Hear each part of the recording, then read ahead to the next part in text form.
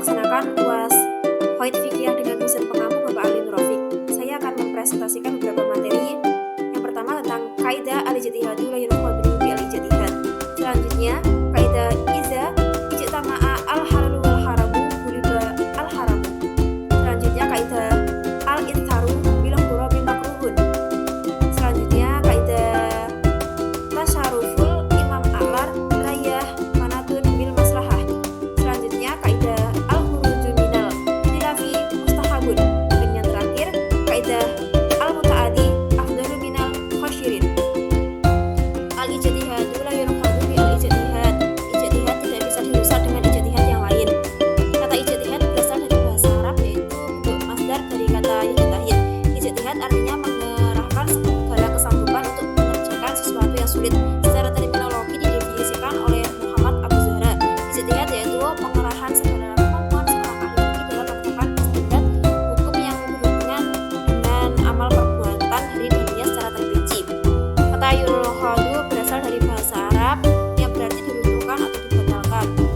Kaidah al-ijtihad la yunqadu bi al-ijtihad mempunyai pengertian bahwa sebuah produk hukum dari sebuah hasil ijtihad yang telah dilaksanakan pada suatu waktu atau tempat tertentu tidak dapat dianulir seketika oleh produk hukum dari sebuah hasil ijtihad pada waktu atau tempat yang lain.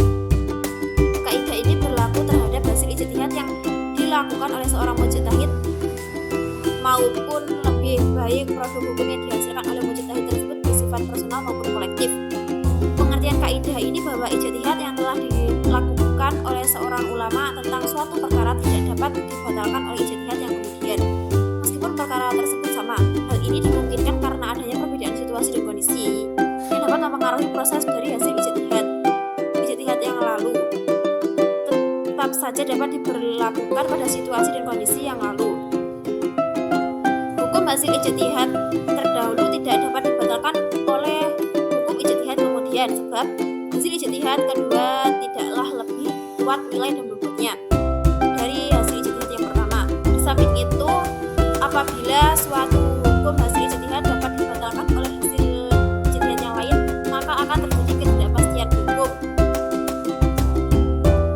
Dasar hukum terdapat dalil dari sunnah.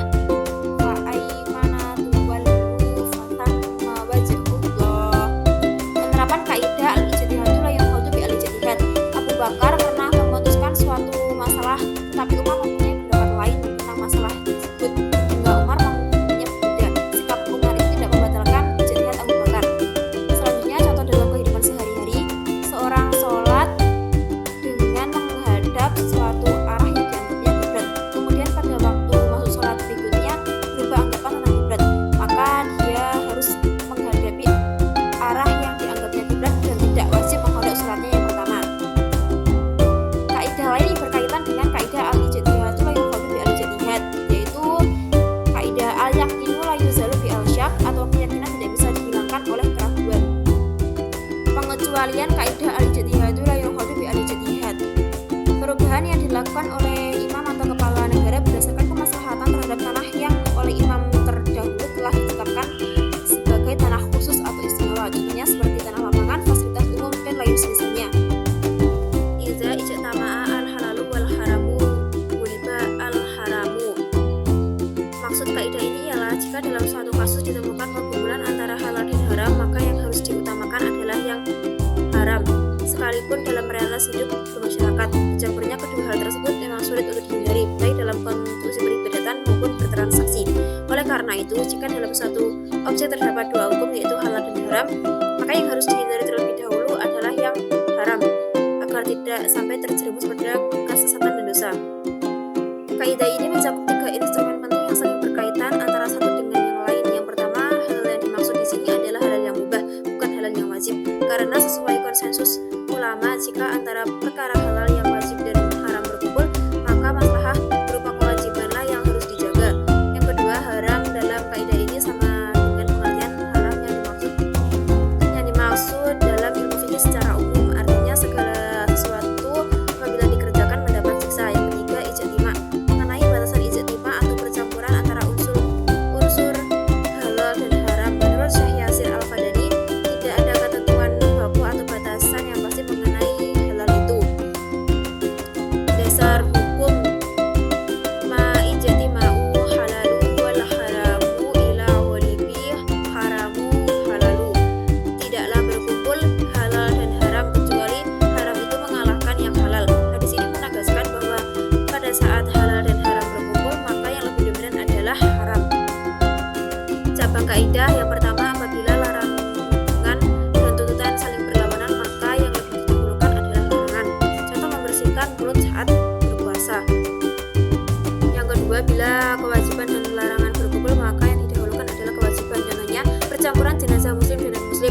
jenazah muslim dan non-muslim bercampur aduk hingga sulit dipilah atau dipindahkan, maka dimandikan dan mensolati seluruh jenazah hukumnya adalah wajib. Yang ketiga, jika dalam suatu ibadah berkumpul antara sisi sedang di rumah dan sisi sedang di perjalanan, maka yang dimenangkan adalah sisi sedang yang di rumah. Contohnya tentang rukhsah dalam sholat. Yang keempat, jika dua kewajiban saling bertentangan, maka yang lebih didahulukan adalah kewajiban yang lebih kuat. Contohnya sholat Jumat dan sholat jenazah. Yang kelima, apabila terjadi pertentangan antara kewajiban dan kesunahan, sementara waktunya sempit, maka kesunahan harus ditinggalkan. Contohnya, orang yang berwudu namun waktunya tidak mencukupi untuk melaksanakan membasuh atau mengusap sampai 3 kali. Bila ia hendak melakukan kesunahan tersebut, maka waktu sholat akan habis. Dalam kondisi seperti ini tidak wajib melakukannya. Yang keenam, pertentangan antara perbuatan yang disunahkan dan yang dicegah. Contohnya pada orang yang dalam keadaan ihram atau haji yang berwudu, apakah ia diperbolehkan untuk menyela rambutnya untuk memudahkan air masuk ke seluruh kulit kepala? Padahal hal ini beresiko menimbulkan kerontokan atau minimal jatuhnya rambut. Dalam hal ini menurut Al-Mutawali, ia tidak diperbolehkan melakukan tahlil karena melihat kemungkinan rontoknya rambut. Namun menurut pendapat lain, ia hanya dimakruhkan untuk melakukan tahlil seperti hanya kemakruhan berkumur dan menyedot air ke lubang hidung secara berlebihan bagi orang yang berpuasa. Al-itsaru bil ghurabi makruhun, mendahulukan orang lain dalam beribadah itu hukumnya makruh. Itsar secara bahasa bermakna melebihkan orang lain di atas dirinya sendiri, sedangkan itsar adalah sikap mendahulukan kepentingan orang lain daripada dirinya sendiri. Kaidah itsar itu artinya mengutamakan orang lain dalam hal mendekatkan diri kepada Allah atau mengutamakan orang lain dalam beribadah, itu hukumnya makruh. Adapun mengutamakan orang lain pada selain ibadah itu dianjurkan.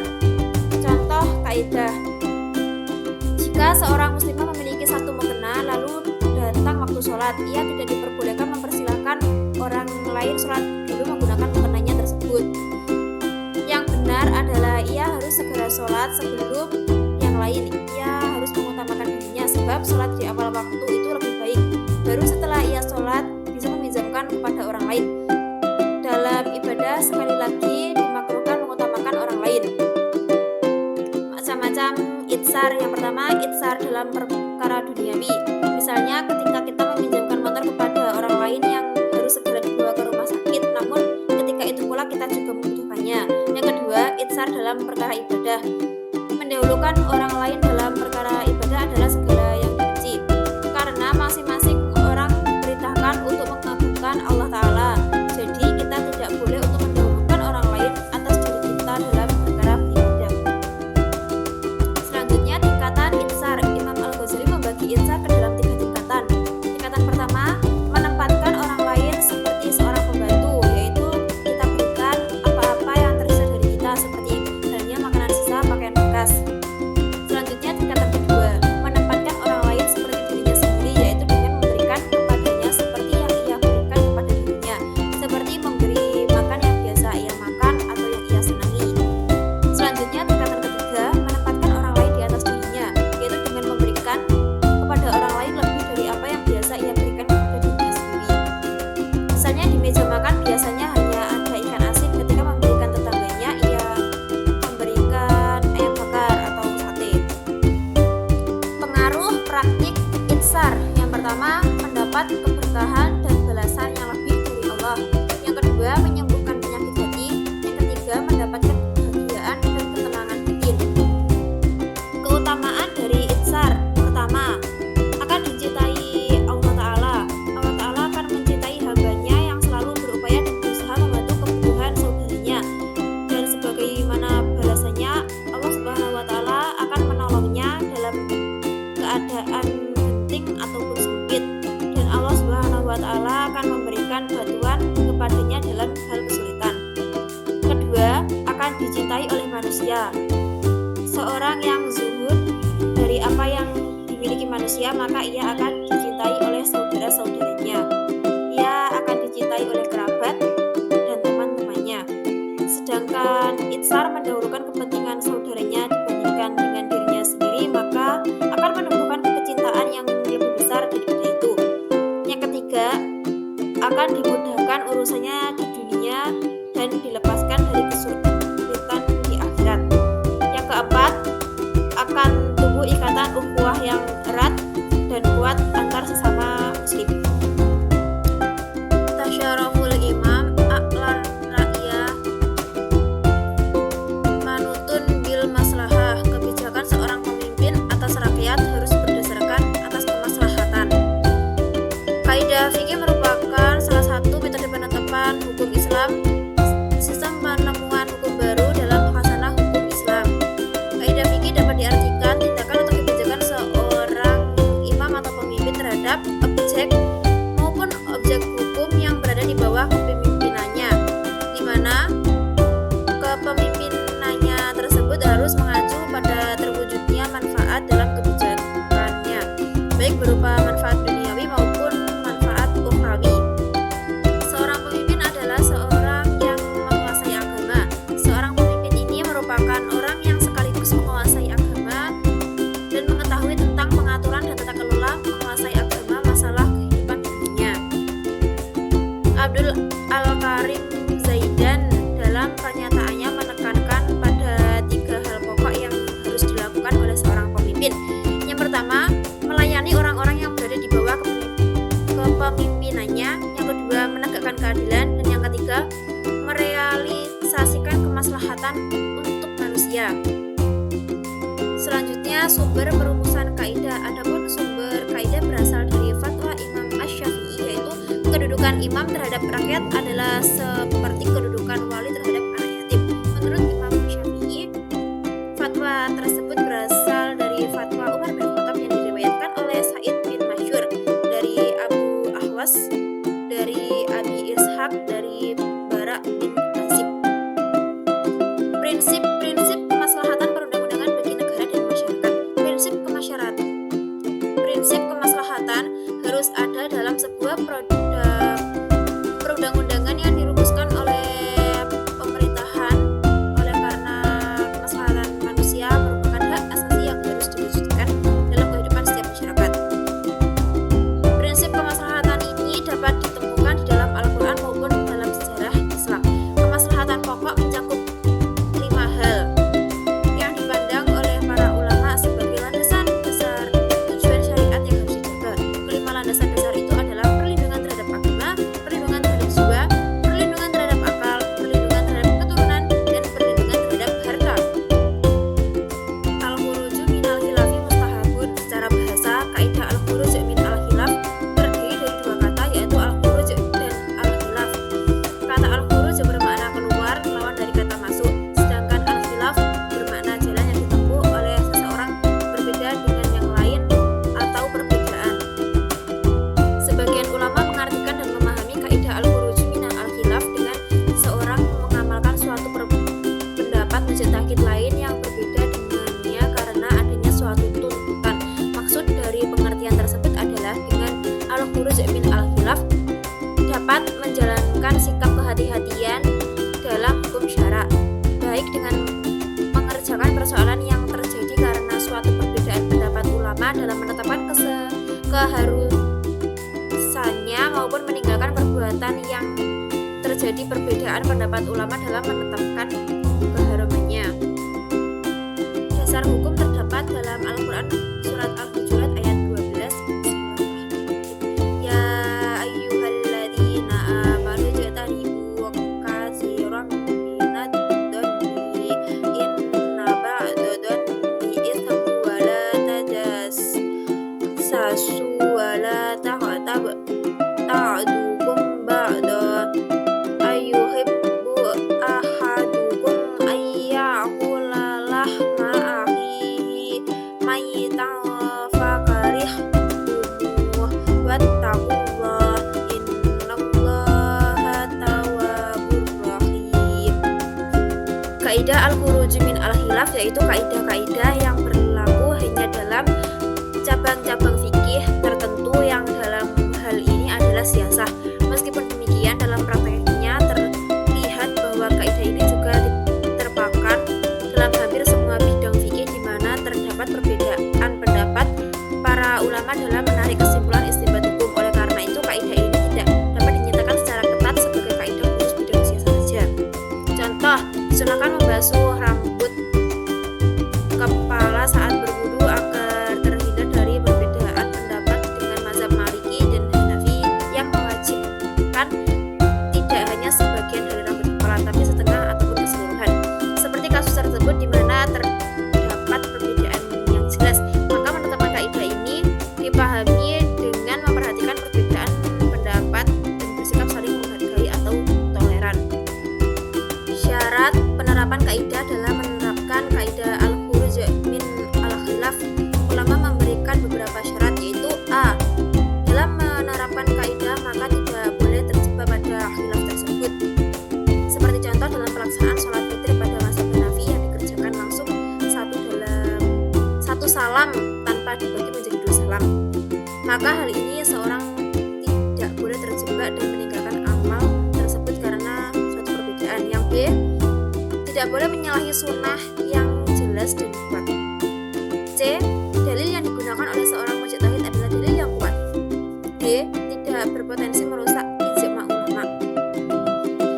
Selanjutnya, al-muta'addi afdalu minal qasiri, artinya perbuatan yang mencakup kepentingan orang lain lebih utama daripada yang hanya terbatas untuk kepentingan sendiri. Suatu perbuatan yang dapat menghasilkan kemanfaatan yang dapat mencakup kepada orang lain lebih utama daripada perbuatan yang manfaatnya hanya dapat dirasa oleh dirinya sendiri. Berdasarkan kaidah ini, maka Abu Ishaq, Imam Haramain dan ayahnya berpendapat bahwa bagi yang melakukan fardu kifayah mempunyai kelebihan daripada melakukan fardu ain, karena dengan melakukan fardu kifayah tersebut berarti menghilangkan kesukaran yang ada pada umat. Amalan-amalan kaidah al-muta'addi afdalu minal khasiri. Amalan muta'addi adalah amalan yang manfaatnya untuk orang lain, baik manfaat ukhrawi mengajarkan ilmu, bisa juga manfaat duniawi menunaikan hajat orang lain, menolong orang-orang yang zalimi. Amalan khasyir adalah amalan yang manfaatnya hanya untuk pelakunya saja, seperti puasa, membaca Al-Quran maupun iktikaf. Dasar kaidah dari al-muta'addi afdalu minal khasyiri, wa in fadlal alimi ala abidi ka fadlil qamari lailatal badri ala syairil kawakibi. Artinya, sesungguhnya keutamaan seorang yang berilmu dibandingkan ahli ibadah seperti keutamaan bulan di malam purnama dibandingkan seluruh bintang-bintang. Hadis riwayat Abu Dawud, Ibnu Majah. Dari hadis Abu Darda radhiyallahu anhu, inti dari hadis ini adalah ilmu lebih utama dibandingkan dengan ibadah lainnya seperti puasa sunnah, sholat sunnah maupun sebaliknya. Selain itu, ilmu juga menjadi bagian dari ibadah yang paling mulia. Penerapan kaidah al-muta'addi afdalu minal khasyiri dalam kehidupan sehari-hari. Mengajarkan Al-Quran kepada masyarakat lebih utama daripada membaca Al-Quran sendiri, karena hal ini akan memberikan manfaat secara umum dan meningkatkan eksistensi agama. Berdakwah di suatu lembaga atau majelis umum lebih diutamakan daripada mengajarkan Islam secara personal, karena hal itu juga dapat menimbulkan adanya fitnah. Selanjutnya, adapun pengecualian kaidah al-muta'addi afdalu minal khasyiri. Yang pertama, keadaan darurat. Dalam situasi darurat atau bencana, tindakan yang terbatas pada satu kelompok kecil orang dapat dianggap lebih penting daripada tindakan yang menguntungkan banyak orang. Yang kedua, keadilan dalam situasi di mana ada ketidakadilan yang harus diperbaiki. Tindakan yang terbatas pada satu kelompok kecil orang dapat dianggap lebih penting daripada tindakan yang memberikan manfaat pada lebih banyak orang. Selanjutnya, keselamatan dalam situasi yang